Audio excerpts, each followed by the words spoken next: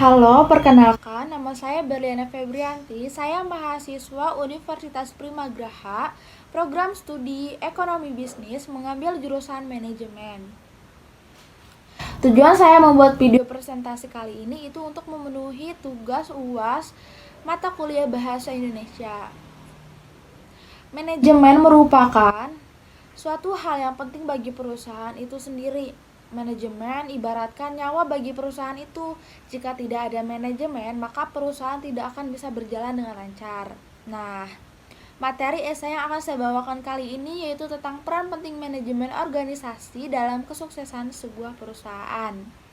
Yang kita ketahui, organisasi itu sendiri merupakan unsur yang sangat dibutuhkan dalam kesuksesan sebuah perusahaan dengan berbagai alasan, seperti organisasi digunakan untuk mendapatkan sesuatu yang tidak mungkin kita melakukan itu sendiri. Dengan kerjasama tim, kita bisa dengan mudah mencapai tujuan yang kita inginkan.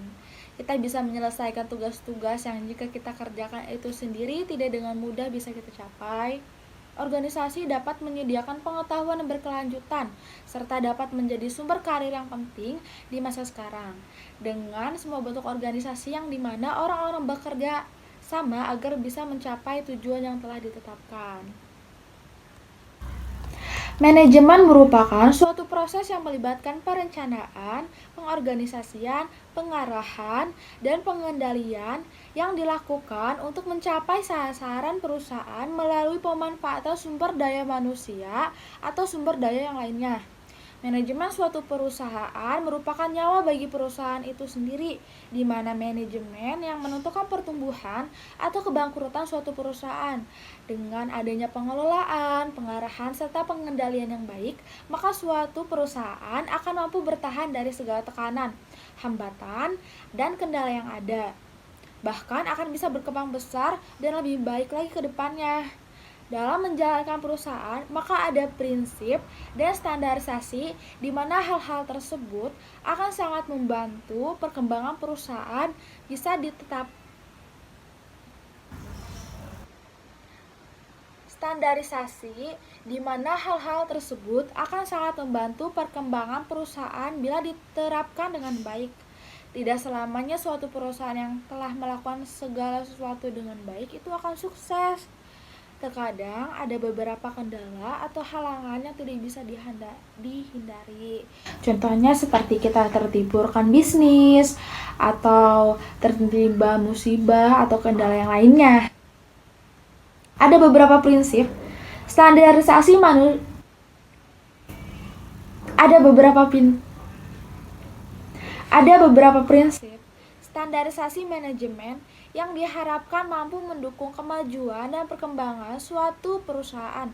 Seperti kita harus menyiapkan perencanaan yang matang. Dengan melakukan perencanaan dan perancangan perusahaan secara matang, maka perusahaan akan siap bersaing menghadapi berbagai masalah, kendala, dan rintangan karena telah diperhitungkan sebelumnya. Selain dari perencanaan, kita tentu bisa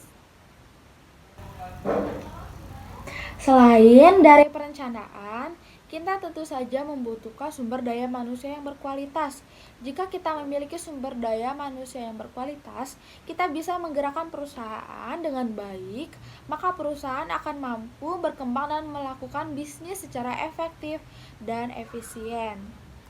Setelah kita bisa mencari sumber daya manusia yang berkualitas dan royal, kita tentu saja memerlukan manajemen.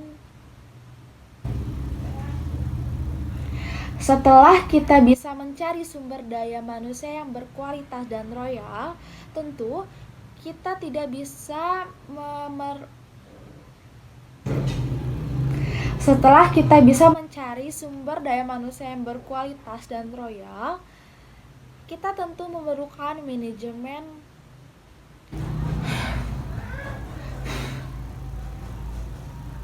Setelah kita bisa mencari sumber daya manusia yang berkualitas dan royal, kita tentu saja memerlukan manajer yang mempunyai pemikiran yang terbuka, tegas, dan demokrat agar bisa memberikan petunjuk jalan yang benar bagi perusahaan. Jiwa kepemimpinan yang berwibawa harus dimiliki seorang manajer perusahaan, akan tetapi bukan berarti sikap tertutup terhadap pegawainya.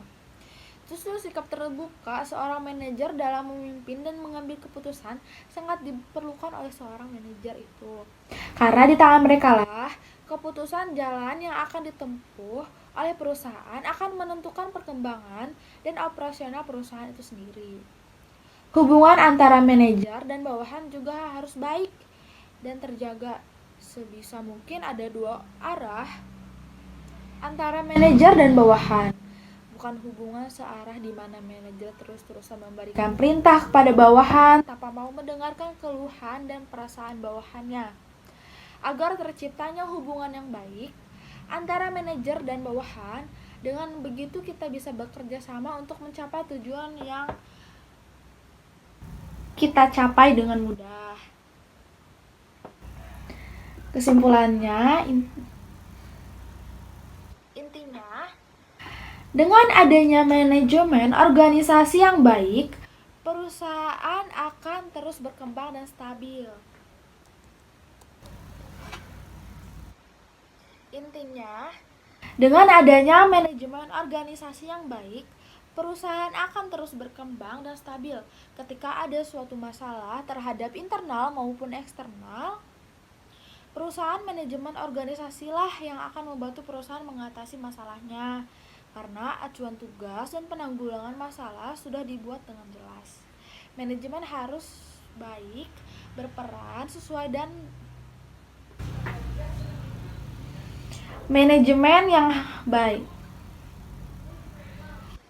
manajemen yang baik haruslah berperan sesuai dengan situasi dan kondisi pada perusahaan atau organisasi.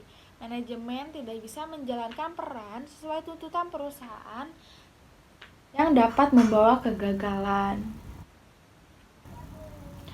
Itu saja yang bisa saya sampaikan. Mohon maaf atas segala kekurangan.